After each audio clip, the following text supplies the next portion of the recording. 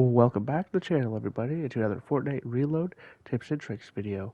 And this one's going to be all about how to win more games while playing zero build in Fortnite Reload. Now, some of these tips will also still be applicable if you're playing the squads mode. So now, without further ado, let's get right into the video. So the very first tip here is going to be to try to land somewhere with a lot of chests in close proximity so that you can get enough loot for you and your teammate. The more chests you search, the higher chance you are to find things like shields, healing items, utility, mobility, and more of a chance at finding better weapons. And now, this should be pretty obvious, but also try to communicate with your teammate, be marking items that you think they might need, and also be willing to share items with your teammate, especially items such as healing items or shields or even mobility. And items such as chug splash are king. So notice I don't even need any shields. I find these, I see my teammate isn't fully shielded, so I just go and splash him instantly. Also keep an eye out for that sound you just heard, because that means that somebody just came back alive and was rebooted. Also, if you're fighting somewhere where you don't have a lot of cover, porta bunkers are king and will give you a clear advantage in the fight. And now never do what these guys did right here. This is just foolish. So I put down a porta bunker so we have cover, and they decide just to swim right across the water towards us. Now if you ever had to get into a fight with somebody while in the water in Fortnite, you know that it is not a very ideal place to fight. So we ended up taking out the one player who came across first, and then his teammate came, and we just combined our firepower on him. So we basically had a 2v1 situation both times against both of those players, and it was just easy eliminations for us to get. What those players should have done instead was either get to cover and try to have a long range fight with us, or maybe possibly use mobility to get across the lake to the island we were on to push us and fight us, or to just reposition and back away and avoid that fight, because we might have had to rotate into them later anyways. They could have maybe just waited for us and got the jump on us. Now next, I want you just to listen to me and my teammates' communication here during this fight, as this can teach you a lot more than me just talking about things. Yeah, way over there. The other side of this log. On top of that house. What house? Right here. Just jumped off. Over here.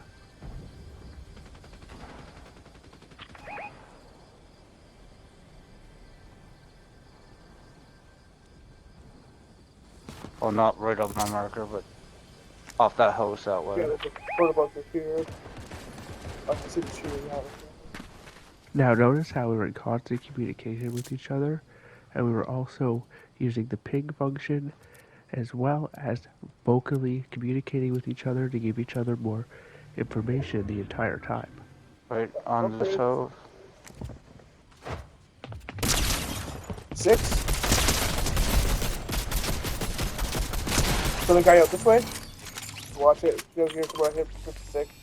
Yeah. What's that? Perfect. Okay. Just seen footprints in the house here. Landing on us.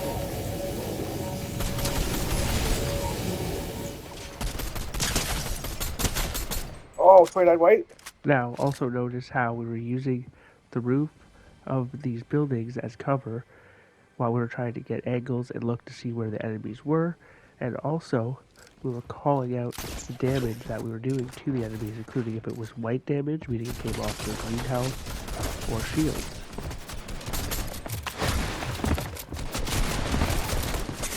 Also notice how we both pushed in at the same time from different directions and different angles to tag team the enemies. Now, if you're not doing this in your games already, you definitely need to start, because in the duos mode of Reload, you can respawn so much more quickly than you can in squads. I think at the very beginning of the game, it's like 7 seconds for that person to come back, so you have to eliminate enemy teams quickly. And now I also want you to have a look at the map, the top right corner, and now notice how we decided to land somewhere on the edge of the map with tons of water to the one side. Why do we do this? Because then we don't need to be worrying about there being any enemies on that side of us. We only have to look for enemies, the areas where enemies could possibly be.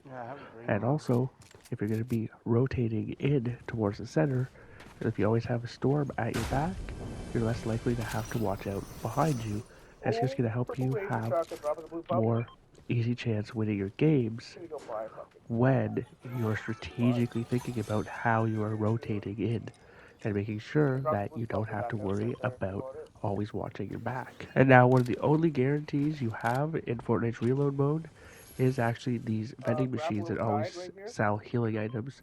So learning where they are and making use of them can always make sure that you have heals to use or that you are at full HP whenever possible.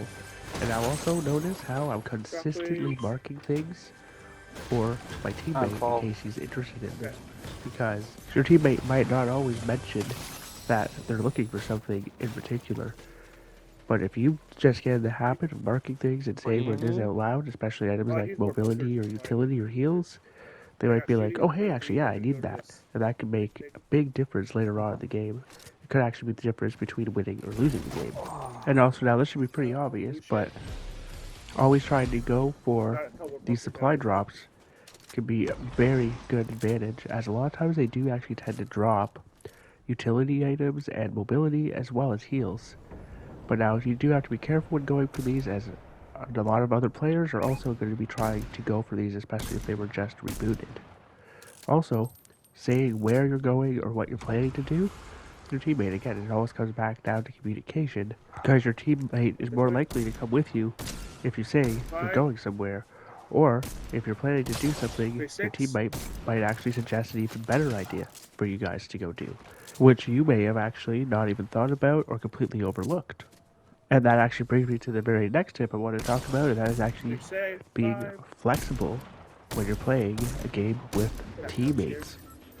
Because maybe you want to go over here and do this, but maybe because you say, hey, I'm going to go over here, come with me, teammate might go, hey, actually, can we go over here? Because I need to go buy some healing items out of this vending machine because I don't have any shields. Or maybe they depleted all of their utility, mobility, or shield items and want to go search some chests to get more, for example. It could be anything. And now, on to the very next tip here, and that is that you should always be trying to get damage on players from a distance before just jumping in on them. That player just jumped in on us with no early damage, and it was two of us. He jumped into a 2v1, so we just easily took him out. And also, even though he was hard to hit while using the grappler, we were still taking that opportunity to apply some pressure by firing our guns and dealing some early damage to that opponent. And by applying this pressure, you're also going to make your enemies more likely to panic and make a mistake, which you can use to your benefit in order to win that fight. Just always make sure that you don't waste all the ammo in all your guns and they have to be on empty, and then the opponent lands on you with a fully loaded shotgun and you're unable to defend yourself. And now you may have noticed there, I was picking a fight even though it was at range, which is always good to deal damage at range, and these enemies just started frying my health real quick. What did I immediately do? I immediately threw down a porta bunker, and that completely saved me in this instance. Had I not done that, I would have been knocked and taken out.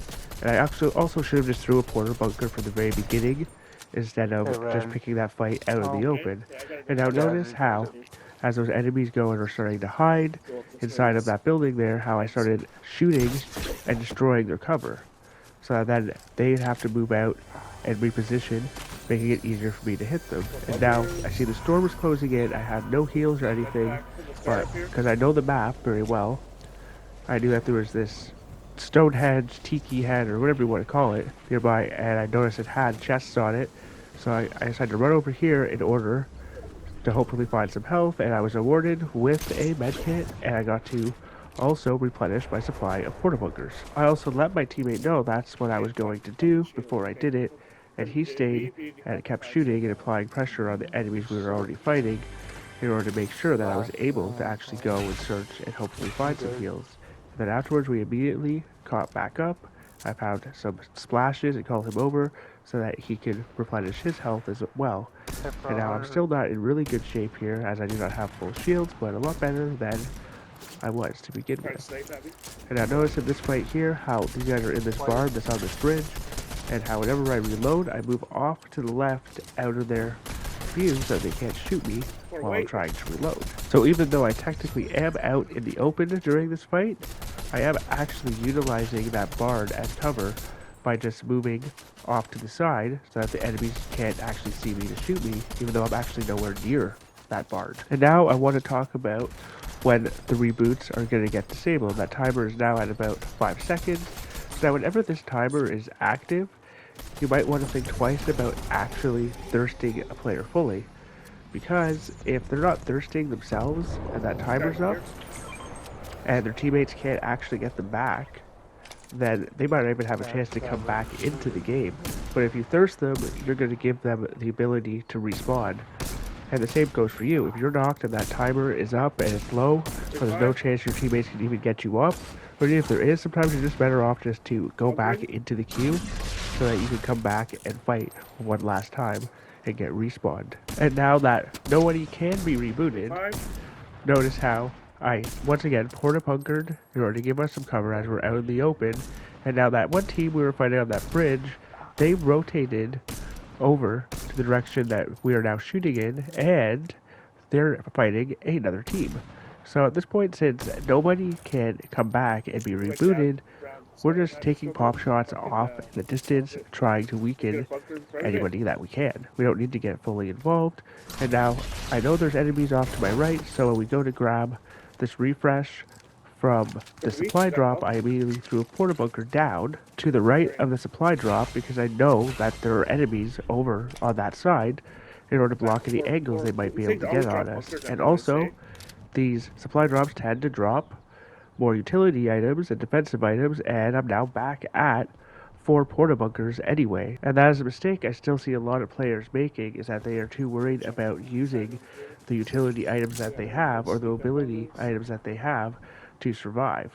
Like, if I didn't throw that bunker down there, we could have easily been shot or sniped by that other team over there. And we could have lost the game or been at a big disadvantage for the rest of it just because of that one decision not being willing to use a defensive item. Now, this next part of the video here, me and my teammate are actually doing something pretty foolish. So, at this point, even though there are no reboots, we're still trying to take pop shots off at damage, but this team's just focusing us and we're focusing them. And it's kind of really hard for any of us to really do anything if we do any damage. Even if my teammate gets a headshot with a hunting rifle and knocks one of these guys, they're still just going to res them and get them right back up. So if you're having a long distance fight like this where it's going to be hard for you to close the kills, you only want to try to do that if you're third partying another fight. And now you might have noticed we decided to move here.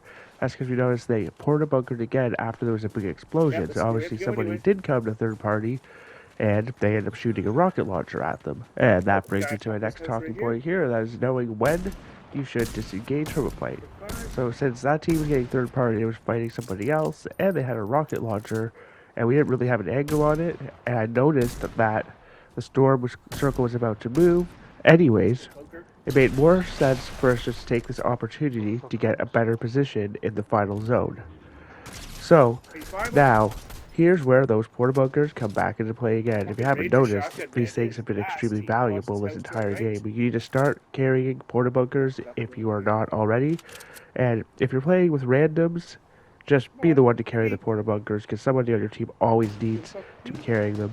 So right here, we would have been in the middle of a soccer field with no cover, but because I had porta bunkers, we were completely fine, because we were able to create cover.